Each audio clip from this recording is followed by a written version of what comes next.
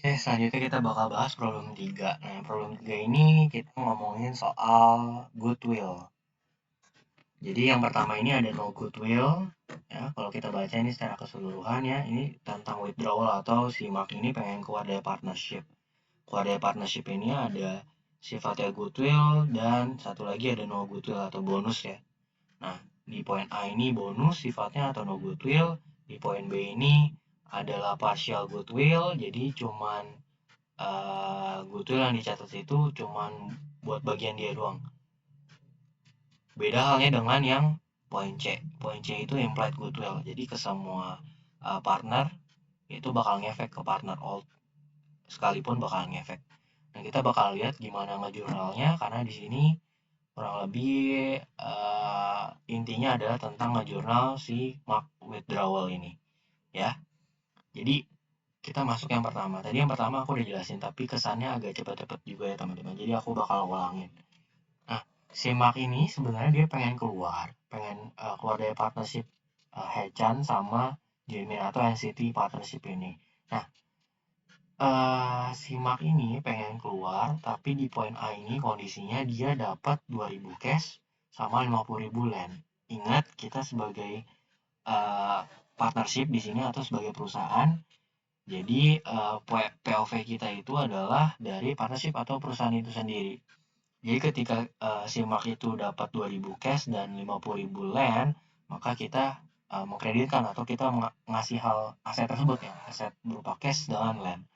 Makanya di sini nggak heran isinya kredit ini adalah cash 2.000 dan land sebesar 50.000. Sekarang uh, itu logika yang pertama. Pertama kali kalian jurnal ini dua kan, ini paling gampang. Terus kemudian logika selanjutnya yang paling gampang di jurnal adalah si Mark ini, Mark Capital ini, karena Mark Capital kan dia mau keluar, berarti Mark Capital ini bakal hilang seluruhnya sebesar 30.000. Nah, di sini ada selisih nih teman-teman. Sini kan awalnya Tika sama Sulistyo ini kan belum ada nih ceritanya teman-teman. Nah, kita bakal bandingin uh, Mark Capital dengan total withdrawal-nya. Total withdrawal itu berapa yang dia dapat gitu. Jadi dari total withdrawal atau yang dia dapat dia bawa pulang gitu ibaratnya itu ada 52.000 karena dari 50.000 land dengan 2.000 si cash. Jadi yang total withdrawal dia itu yang dia bawa pulang 52.000 padahal capital dia cuma 30.000 doang. Nah, ada selisih kan sebesar 22.000. Nah, 22.000 ini karena kita bukan goodwill, kita nggak bisa catat goodwill di debit, ya kan karena metodenya no goodwill. Jadi kita harus kurangi partner old punya capital, yaitu Tika dan ini bukan Tika dan Sulistyo, tapi adalah Haechan dengan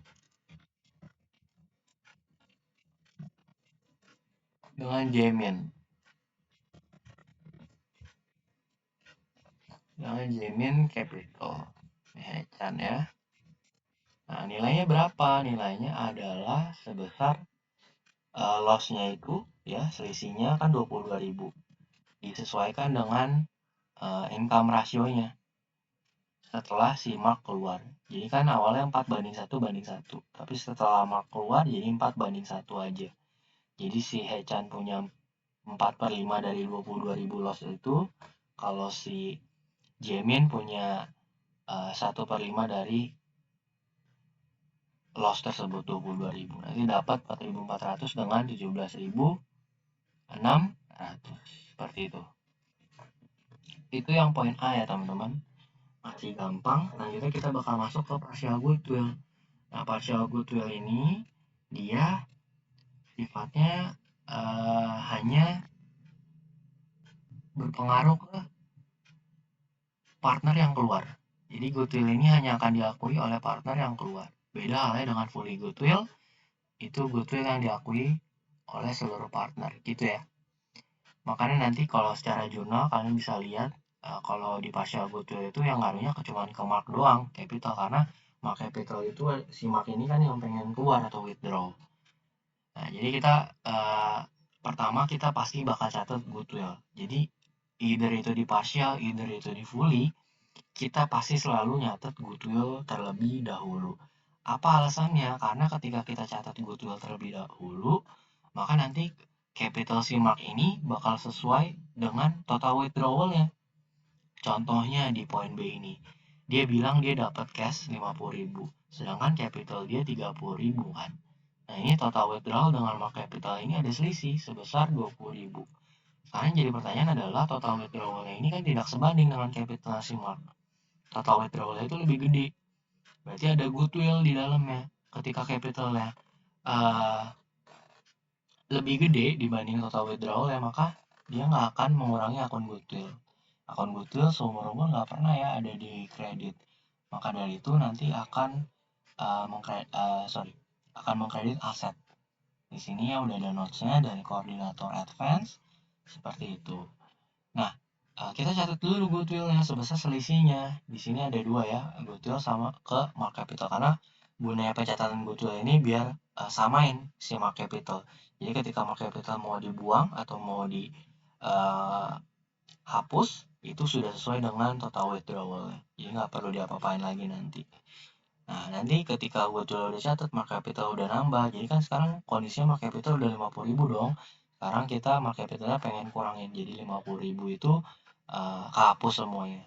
Sesuai dengan cash-nya itu yang kita kasih ke mark. Jadi cash itu di kredit. Karena kita POV-nya dari partnership ya. Seperti itu. Itu buat poin B. Itu partial. Nah, nanti kita bisa lihat partial sama fully itu bedanya di mana? Bedanya di akun-akun yang ada di dalamnya pada saat kita pencatatan goodwill. Karena di partial goodwill itu yang seperti tadi udah kalian lihat itu dia ngefeknya ke partner yang keluar, kalau fully goodwill itu ke semua partner. Ya, partner stay maupun partner keluar. Nah, ini di poin C. Nah, teman-teman bisa lihat sendiri di goodwill ini, di jurnal goodwill. Kita sekalian bahas deh ya. Dia bilang di sini mark itu dibayar sebesar 5.000 cash dengan building 40.000. Sedangkan capital dia sekali lagi adalah 30.000. Nah, ada selisih kan 15.000 nih. Di kotak ini kalau teman-teman lihat nih. Nah, goodwill ini kan buat si Mark nih. Buat nambahin capital si Mark, jadi sesuai 45.000 gitu ya, pas penghapusan gitu kan. Nah, sekarang kita nggak stop sampai sini aja kalau fully goodwill. Kalau fully goodwill kita ngitung implied goodwill-nya. Di sini ya, di soalnya bahkan udah dikasih tahu kalau implied goodwill ini bakalan tercatat gitu. Jadi kita bakal ngitung implied goodwill-nya. Nah, di sini implied goodwill-nya itu didapat dari goodwill-nya si Mark itu 15.000 dibagi sama income rasionya dari si Mark, yaitu 1/6. Dari sini ya income rasionya ya 4/1 banding 4/1 banding 1. Jadi 1/6 ini implied goodwill dari si Mark ini yang mau withdraw ini dapat 90.000 dolar. Nah, 90.000 dolar ini kan 15.000 udah diambil si Mark nih. Berarti sisanya ini bakal dialokasikan ke Haechan sama Jamin Capital. Ya. Sebesar income allocation-nya itu, share income-nya itu. Yang di soal 4/1/1. Ya, jadi 90.000 ini udah implied goodwill-nya, ini tinggal dikali sama share income-nya, rasionya. Ini 4, untuk Haechan 4, Jamin 1, Mark 1/6. Ya. 1/6 juga Jamin, Haechan 4/6 gitu ya. Tidak dapat angkanya segini. Nah, sekarang kalau kita lihat kan sebenarnya mark capital udah 45.000 tuh, karena mark capital di pertama kali kan 30.000. Terus di sini di kredit juga kan menambah 15.000. Jadi mark capital udah 45.000. Sekarang kita tinggal kayak di partial goodwill tinggal jurnal aja deh. Mark capital kan bakal berkurangnya di debit. Kemudian kita sebagai POV dari partnership, kita kredit cash 5.000 dan building 40.000. Jadi bakalan balance. Ingat ya, kalau capitalnya lebih gede daripada total withdrawal, kita nggak bakal kredit goodwill, karena seumur-umur goodwill itu nggak akan pernah ada di kredit. Jadi bakal mengurangi itu atau mengkredit si aset. Seperti itu ya teman-teman ya. Itu kurang lebih mengenai goodwill teman-teman. Jadi yang pertama no goodwill atau bonus kita hitungnya dari selisih aja gampang. Yang partial goodwill juga masih gampang sebenarnya, cuma kita catat goodwill. Ingat kalau kita udah ngomongin partial goodwill, fully goodwill, kita selalu pertama kali catat goodwillnya dulu. Ya di sini kita catat goodwill, tapi yang membedakan adalah partial goodwill itu cuma partner yang keluar yang ngefek ke jurnal goodwillnya. Kalau yang fully goodwill dia ngefek ke semua partner. Jadi partner stay, partner yang keluar juga ngefek gitu. Tapi kurang lebih sama, ujung-ujungnya di jurnal keduanya itu dia pengen nyamain nilai capital sama nilai withdrawalnya sebenarnya. Dari cara pengerjaan kurang lebih sama, tapi di fully goodwill dia nambahin ada implied goodwill buat nentuin uh, yang bakal ngaruh ke partner stay-nya itu berapa. Dari sini ya rumusnya. Ini kalau tinggal diganti aja nih, kalau siapa yang keluar tinggal diganti. Nanti hitung dari sini dulu berarti. Nanti dapat goodwill-nya, income ratio-nya tinggal dilihat dari soal, biasanya udah dikasih tahu. Kurang lebih itu ya terkait dengan problem 3. Ya, sekarang utang aku udah lunas semua ya dari problem 1, 2, 3.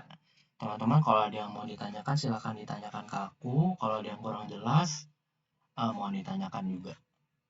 Ya, sorry ya teman-teman, tadi aku ngajarnya agak terlalu lama. Terus kemudian mepet juga dengan 18.30. Aku harap teman-teman bisa memaklumi hal tersebut.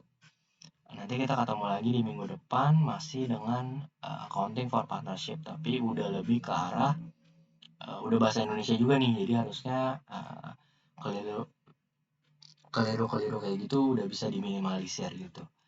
Keliru pembacaan soal dan lain-lain. Itu juga nanti minggu depan juga udah mendekati tuh model-model UTS-nya kayak gimana sih. Nah, itu kurang lebih di minggu depan. Ini kurang lebih sebagai konsep dasar untuk melaksanakan atau mengerjakan nanti di problem-problem minggu depan. Jadi kurang lebih ada admission, ada withdrawal, ada goodwill juga metodenya, ada bonus, ada income allocation-nya juga. Nanti ini kurang lebih jadi landasan. Oke teman-teman, segitu aja dari aku. Sisanya sampai jumpa di minggu depan. Thank you.